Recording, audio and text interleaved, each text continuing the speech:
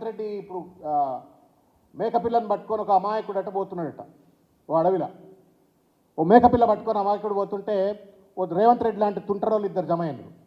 దీన్ని ఎట్లన్నా మేకపిల్లని కోసుక తినాలరా అని చెప్పని ఆ పాపం అమాయకుడిని పట్టుకొని ఏమాయ కుక్కపిల్లని పట్టుకోబోతున్నావు, కుక్కపిల్లని పట్టుకున్నావు అన్నాడు. ఒకడొచ్చి అంటాడు, ఎవడరా కుక్కపిల్ల అంటున్నావు, రేవంత్ రెడ్డి పో ఇక్కడి నుంచి పో అని చెప్పని అనగానే వాడు వెళ్ళిపోతాడు. మళ్ళీ కొద్ది దూరం పోయిన తర్వాత ఇంకోటి అడ్డం వస్తాడు. ఇంకోటి అడ్డం వచ్చి మళ్ళీ ఇది కుక్కపిల్ల అని చెప్పనగానే నిజమా ఇది కుక్కపిల్ల అయింది మేక కాదేమో అని చెప్పిన అడవిలేగానే వాడు కోసుకొని తింటారట. రేవంత్ రెడ్డి పరిస్థితి అట్లుంది. ఎందుకు ఈ ఉదాహరణ చెప్తా ఉన్నా అంటే 30,000 ఉద్యోగాలు ఇచ్చిందా చెప్పండి, మీరు గుండె మీద చేయబెట్టుకొని చెప్పండి మీరు ఎవరన్నా. రేవంత్ రెడ్డి అధికారంలోకి వచ్చిన తర్వాత నేను నిస్సిగ్గుగా చెప్తాను, నేను మహబూబ్నగర్లో 30,000 ఉద్యోగాలు ఇచ్చేసిన అంటా ఉన్నాడు. అంతకంటే పచ్చి అబద్ధం ఇంకేమైనా ఉంటుందో చెప్పండి. నువ్వు నోటిఫికేషన్ వేయాలా, రిక్రూట్మెంట్స్ కండక్ట్ చేయాలా, నువ్వు మొత్తం ప్రాసెస్ అంతా కంప్లీట్ అయిపోయిన తర్వాత అపాయింట్మెంట్ ఆర్డర్స్ ఇచ్చి అవి నా ఖాతాలా అని చెప్పని నువ్వు ఇస్తా అన్న 2 లక్షల ఉద్యోగాలలో ఘాటా పెడతా ఉన్నాడు. నిరుద్యోగుల నోట్లలో మన్ను కొట్టినట్టే ఒక విషయాన్ని దయచేసి నేను గుర్తు చేస్తూ ఉన్నాను. ఈ మధ్య 2-3 మీటింగ్లలో మాట్లాడిండు. పార్లమెంట్లో ఎక్కువ సీట్లు రాగానే మేము ముదిరాజుకు మంత్రి చేస్తామని చెప్పన్నాడు. సంతోషం, వినడానికి చాలా బాగుంది. ఏం పాపం చేసిండ్రు ముదిరాజులు?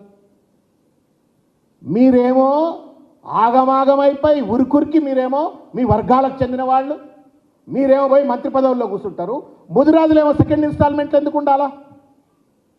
కొడంగల్లో రేవంత్ రెడ్డి గెలిచినా, పాలమూరు జిల్లాలో ఎక్కువ కాంగ్రెస్ స్థానాలు గెలిచినా, చాలా ప్రాంతాలలో కాంగ్రెస్ పార్టీ గెలవడానికి కారణమైనటువంటి ఒక ముదిరాజులు నువ్వంటున్న మాటే. ఎందుకు సెకండ్ ఇన్స్టాల్మెంట్ కోసం ఆగాలా? Why is that they did not get the first opportunity? ఓట్లేసే యంత్రాలా ముదిరాజులు ఏమైనా? ఇప్పుడు కూడా బ్లాక్మెయిల్ చేస్తూ ఉన్నాం మళ్ళీ ముదిరాజులు. మేము పార్లమెంట్ సీట్లలో ఎక్కువ అయితేనే మేము సీట్లు ఇస్తాం, మీకు మంత్రి పదవి ఇస్తామని అంటున్నాడు.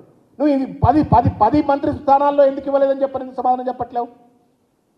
ఈ బ్లాక్మెయిల్ ఏంటి? ముదిరాజులను బ్లాక్మెయిల్ చేయటం ఏంటి? మమ్మల్ని గెలిపిస్తేనే మంత్రి పదవి ఇస్తాను బ్లాక్మెయిల్ చేయటం ఏంటి? సెకండ్ క్లాస్ సిటిజన్స్గా ఎందుకు ట్రీట్ చేస్తూ ఉన్నావు?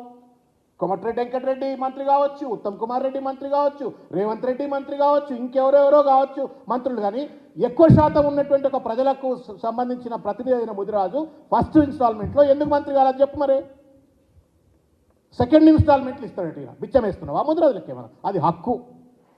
ఆ హక్కును కాలరాసి మళ్ళా దానికి పార్లమెంట్లో గెలిపిస్తే మళ్ళీ ఆ ముదిరాజుల కోట్లు ఇస్తాను. కర్రు కాల్చి వాత పెట్టాలా అని చెప్పి నేను విజ్ఞప్తి చేస్తా ఉన్నా ముదిరాజు బిడ్డలకు. ఇది సెకండ్ క్లాస్ ట్రీట్మెంట్. వాళ్ళేమో మొట్టమొదటి కుర్చీలో కూర్చుంటారట ముదిరాజులు.